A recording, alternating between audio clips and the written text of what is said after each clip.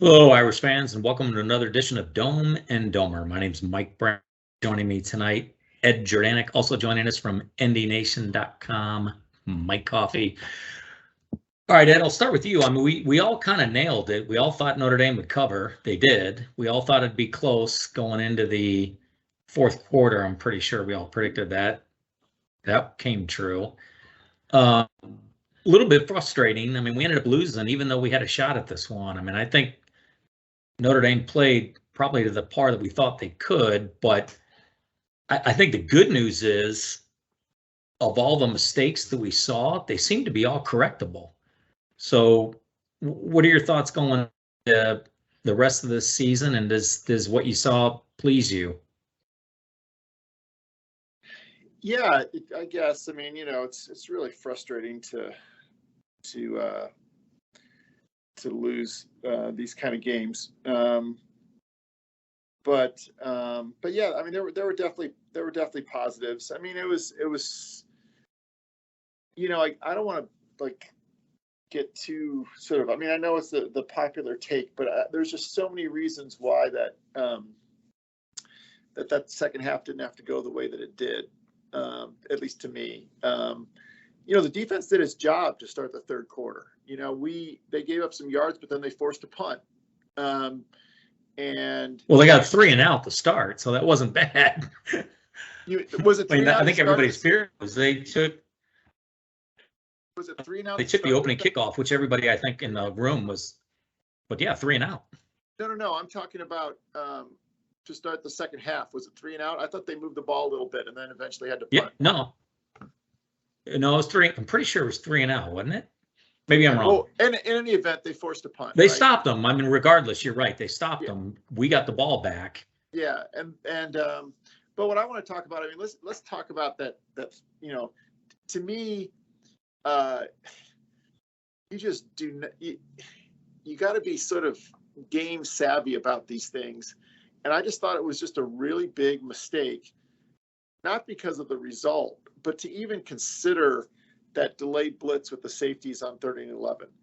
I mean, I know everybody says, yeah, that was a bad call, but I mean, it was a bad call for so many reasons. Like, it's the shoes on the other foot. Maybe you do that against a Tyler Buckner. You don't do that against a quarterback as good as Stroud with his experience. In these big games, Notre Dame does not get to the quarterback. They are still athletically deficient enough that they do not get to these quarterbacks. Foskey was he mentioned during the game? Maybe once, maybe twice. I mean, they did make the guy run a little bit, but he made really good plays when they did make him run. And I was just so bummed. I mean, as soon as that play happened, I'm yelling, shit, touchdown. I just knew it because, yeah. If we learned anything from 30 years ago, when we played, Florida in the Cheerio Bowl, I mean, those kind of plays, you rush 3, you drop 8, because the worst thing that can happen is you give up a first down. Yeah. At that point in the game, you teed it up, Ed. You teed it up perfectly. I had that one ready to go. So let's just watch it for the heck of it. No, I don't want to watch this. We have to watch this again. Oh, jeez. It looks even. I mean, why are they walking? They walk and kind of stop. They walk and stop. They're 15 yards off the ball, and then you give him a pretty good quarterback in Stroud that opportunity to do that. I mean, I'm with you there. I mean, that's one of those scratch your heads, and that wasn't the only play. I mean, there was a couple others where, we dropped 9 in one case, and leave a guy wide open. I mean, I don't know. There are those kinds of things, but I think the big huge question is, are these correctable mistakes? I mean, is this something that you think that we can fix if we dissect the game film and go back and, address these things? I think that's the big, huge question. Yeah, but we're not going to get another chance to play Ohio State. That's the thing that pisses me off is, we have this opportunity and we pull the right levers for 30 minutes. But why did we, what was the problem? Why did we, I just want to set the standard higher. Like, why didn't we play better in the second half? We didn't play very well. We didn't run the ball. We looked like an absolute, fire drill. in the middle of the offensive line for most of the second half. Like we didn't know what we were doing. And, you know, and the defense, they you know, Golden made some bad calls. I mean, on some really key situations, or Freeman overruled him or whatever. We just got too cute. I mean, we've talked about it on the show so many times. It's like college football is just filled with these guys making $9 million a year, and they overcoach. Like they think too hard about this stuff, and it's so often the answer to success is right there in front of them, and they you know they feel like they've got to earn their money by taking a crazy gamble at that point in the game. I mean, Notre Dame was I think you're right. You know, yeah, you're definitely right about that. So, Coffee, let me ask you, because, I mean, this is the second game in a row now. We've had a big, huge game against Oklahoma State. We've now had a big, huge game against Ohio State. In both cases, we come out first half, we're ready to play. Team's emotional. They show up. We're physical. We hit hard. We get to the second half, and we don't get it done. And this is now 2 games in a row. Is that something to really concern yourself with, or? We have an inexperienced offensive coordinator. That's basically what it boils down to. I think in the Fiesta Bowl, we saw so many 3 and outs, so much passing when running was required, and I think in this game, just the general tenor of the offense. I understand wanting to keep things conservative in this game. I mean, you're a 17-point underdog, the number 2 team in the country. And I said last week, I would be interested to see the status of the game at the end of the third quarter. At the end of the third quarter, it was 14-10, and Notre Dame had played well for a lot of the game. So from a big picture perspective, it's something I like. What I don't understand is if you had a game plan to keep things conservative up until that point, I understand it. But you're getting in the fourth quarter now. Maybe you need to take the shackles off a little bit. You have nothing to lose. You're already down 14-10. I mean, maybe the thought is 21-10 is going to have people talking about, hey, Notre Dame's not too far away. They can get this done. All they need is X, Y, and Z.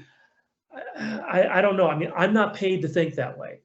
I'm not paid at all. I'm a fan, and I think the way a fan does.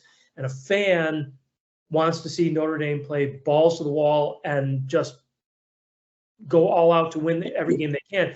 If they end up losing by, if they end up losing by like 3 scores or 4 scores, okay. Again, maybe my perspective is not the best one because I'm not the one who has to think about recruiting. And put it this way, if we go into the Southern Cal game and we're 10-1 and everybody's talking about, hey, Notre Dame still has a chance at the playoffs because they played Ohio State really well and close because it was a 21-10 game instead of a 31-10 game, well, then maybe it was the right decision to make, assuming that that was something he was thinking about.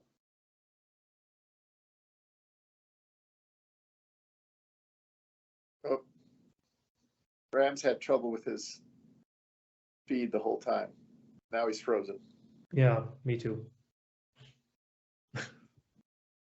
I mean, it was bad from the get-go. I could only hear every third word he was saying. Yeah, I was getting a lot of the words, but he was glitching and. Yeah. You know, I think overall it's, I don't know. I still wish the Marshall and Ohio State games have been flipped. I'd love to see this team like at the second game as opposed to having to go out there for the first. That's kind of it's a really good point. It's a really good point. You know, they obviously had a really, you know, Mike talked about scripting plays. You know, they did a good job with Buckner in the first half. The things that, you know, they did a pretty good job. But in the second half, I mean, I don't know. I got to watch the game again, but I don't remember Styles being part of the show at all. You know, I don't know. They didn't. But whatever. I mean, Ohio State's very, very good, but you know, the offense did not help the defense in the second half, and no, they did not. The defense just, you know, kind of. I think they got gassed at the end, and this. I thought the same thing happened in the Fiesta Bowl, where when the defense spends most of the second half on the field, by the time you get into the fourth quarter, they're just I mean, it's hard to keep up with someone as talented as Oklahoma State, let alone someone as talented as Ohio State. Yeah. No, I mean, we forget that, like, even in plays where guys, where guys aren't, they're guarding guys who aren't being targeted, they're still running their ass off for that play. Sure. Because they're guarding a better athlete than themselves. And they're, when, I mean, it was just, I will say that, and I know Brammer will probably get around to the officiating at some point, but the thing that I don't think people talk about in this whole, thing, both in the NFL and college football, when it comes to protecting quarterbacks, they always talk about targeting and they talk about hits and stuff, but what they never talk about is how you literally have to, kill somebody to get called for holding anymore. Oh, I mean, absolutely. Yeah, it's incredible. And, there was at least 4 times that I counted that Notre Dame defensive, rushers, pass rushers were held. And I mean, just right. And Brammer, we're on your favorite topic. We're talking about the officiating. I did want to bring that up. I swear to God, this is outstanding pod. You've got to keep it. Yeah, there you go. Have me drop off for 10 minutes. It goes wild. Well, just really quick, because I did want to make that point, because back to what he was saying. Let's just do this. This is the show. I mean, this is like, I can edit it. If you're looking for professional whatevers, you've come to the wrong place. That is, I'll be able to edit it, at least me dropping. But that was a huge call. You got to admit. I mean, in the fourth quarter, we get 36 yards. I mean, we're moving the football, and the next thing you know, we get an offensive pass interference call that was completely uncatchable. Nowhere near was that even possible of being intercepted. Not even close. Not just that, it was just garden variety hand fighting that happens on every play. Yeah, I mean, it was ridiculous to make that call. And so that puts us in 1st and 25.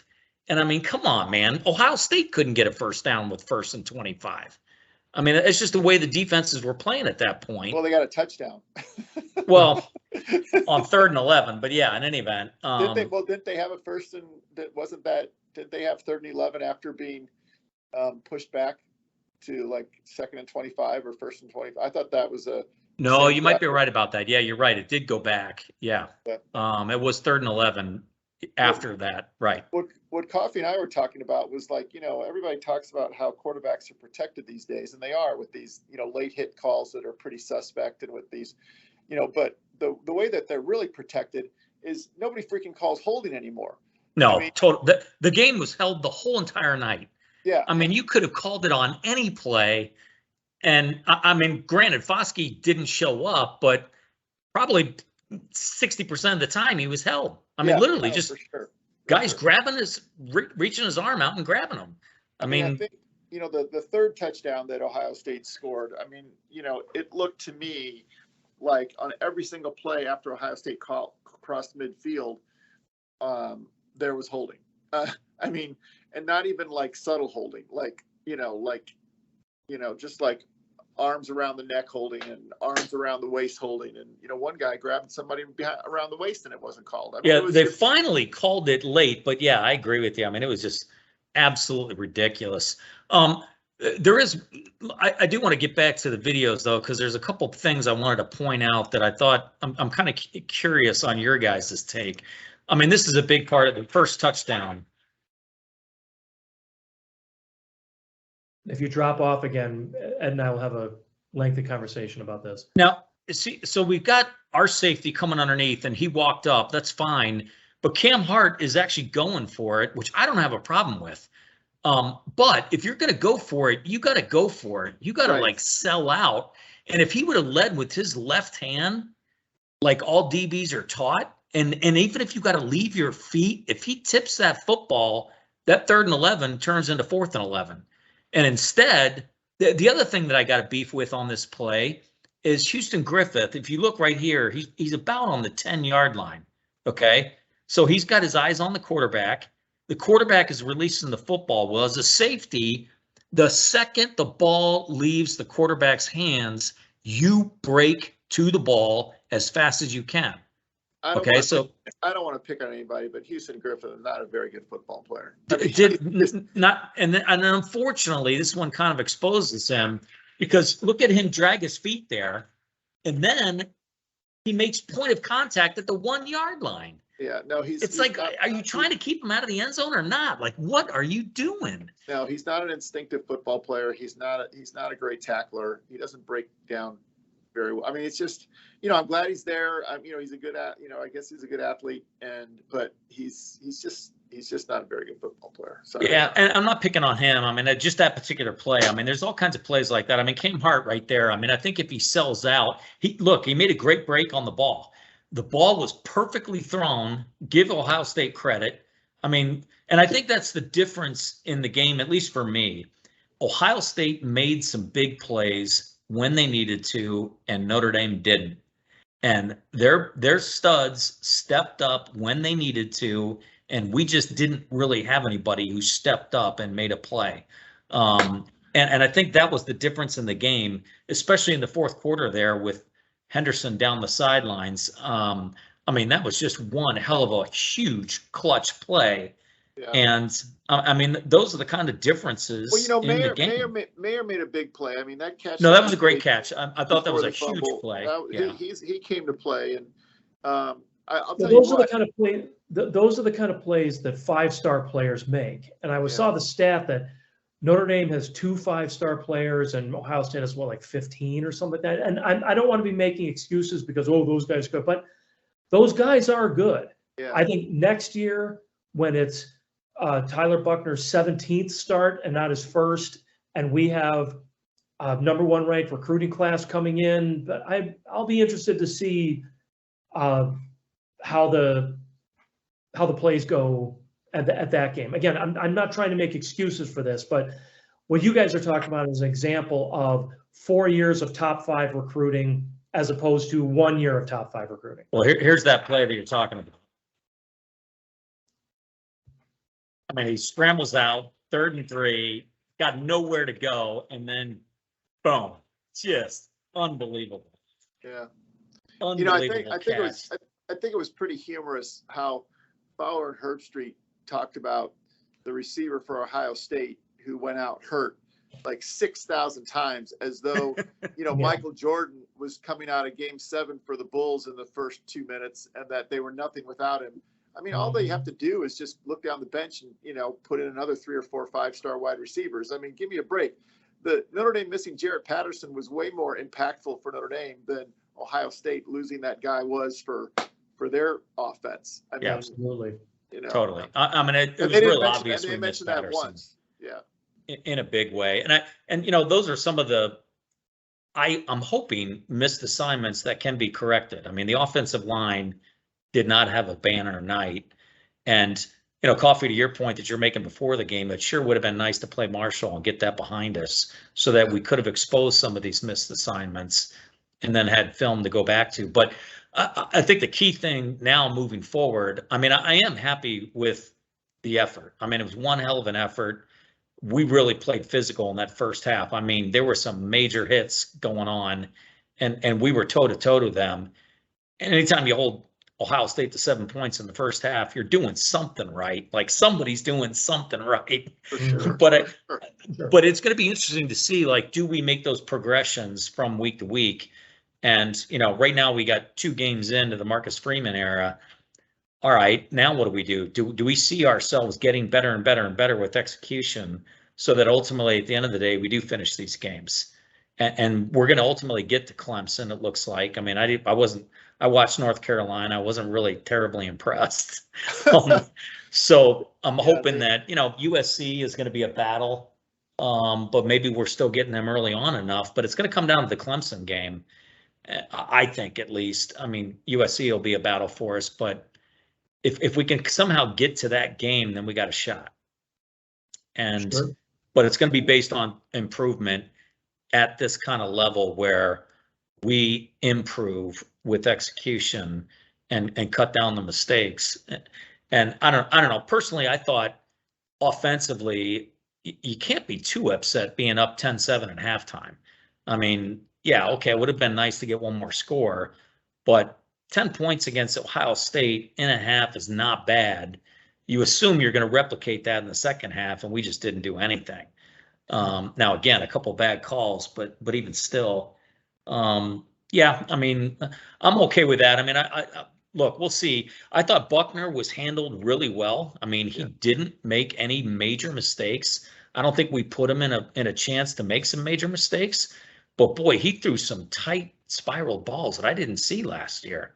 I mean, there were some really well thrown balls, and we needed.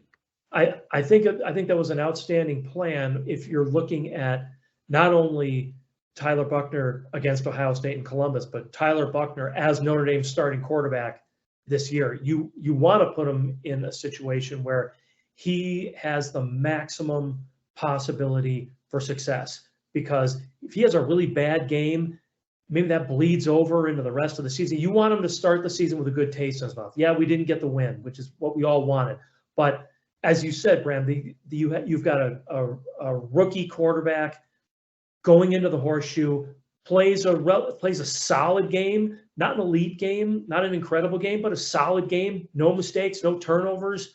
So, okay, that's something you can build on, because you have two very winnable games coming up before you got to go to North Carolina, and at least now you have a quarterback with a little bit of with more confidence who can perform the way we want him to in the games going forward.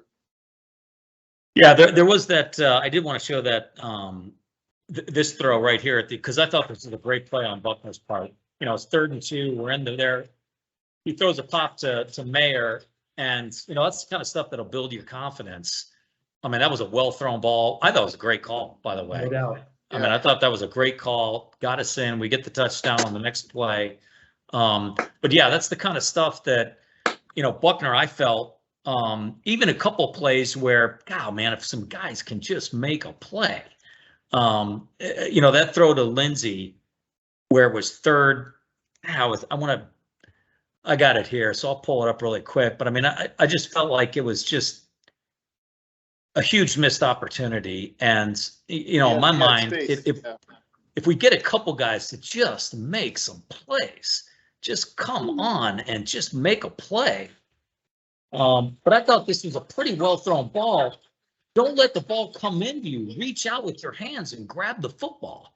You know, quit letting the ball get to your body. And I just think in those kind of situations, somebody's got to show up and make a play. I mean, that's what this is all about. But anyways, it just seemed like we just didn't have those kind of plays go our way. And that was, to me, that was the difference in the football game. You know, Ohio State just didn't give up an inch. And their studs made some big, huge plays. And ultimately, at the end of the day, we just, you know, the accumulation of that was just something we couldn't overcome. You know, we need studs to make the big, huge plays on our side. Yeah, there were some other positives. You know, I mean, I think special teams was really solid. The specialists really good. Look like they'll be fine. You know. Yep.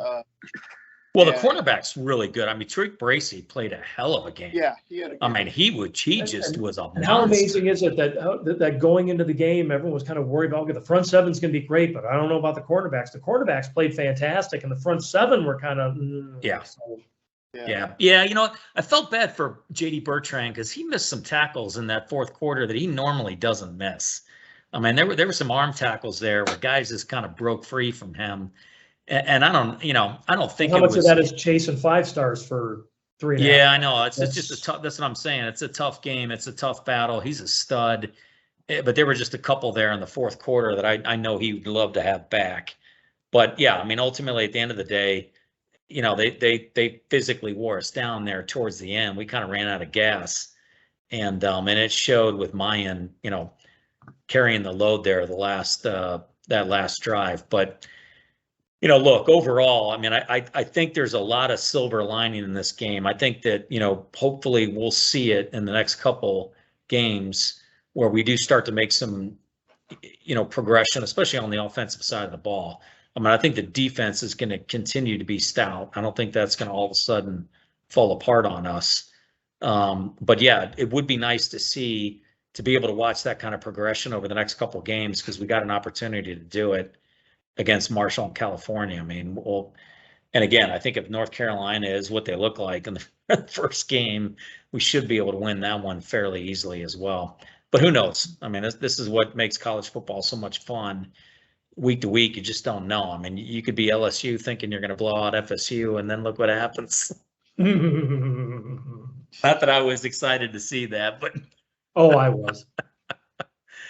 Yeah, no, it's especially in the fashion that it happened. That was kind of interesting.